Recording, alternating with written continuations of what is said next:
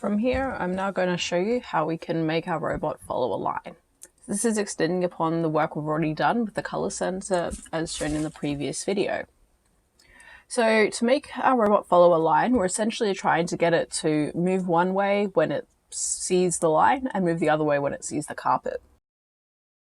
Currently our program is saying the robot will drive forward until it sees the white line and then it will turn. To make it follow the line, we're just going to add in an additional weight block. So instead of just turning for a set amount, we're going to make it turn until it sees the carpet, and then it will repeat.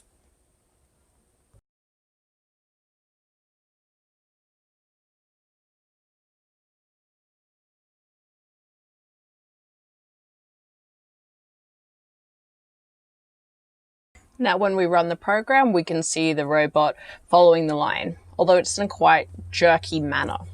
We can end up changing our program to make this movement a lot more fluid. So instead of having the robot going forward until it sees the line, we can make it turn left until it sees the line. By having it turn left when it's seeing the carpet and then turning right when it's seeing the tape, we can kind of make it follow the edge of the line. We can make the line follow more efficient by tweaking the program to make the robot turn more or less as we see fit.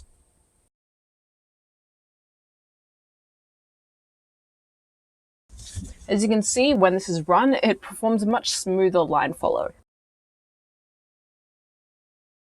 We can also simplify our program by using a switch block instead of two weight blocks. A switch block functions as an if-else statement. We give it one specific case, and if it's true, it will perform one action, and if it's false, it will do another action. In our case, we are checking to see if the color sensor value is greater than or less than 20. So if it is less than 20, it is seeing the dark carpet, and so that's our true case, and it's going to turn left. Otherwise, if this is false, so it's greater than 20 and it's thus the white line, we're going to turn right instead. We can also switch this over so the inverse is true, as I'm doing now.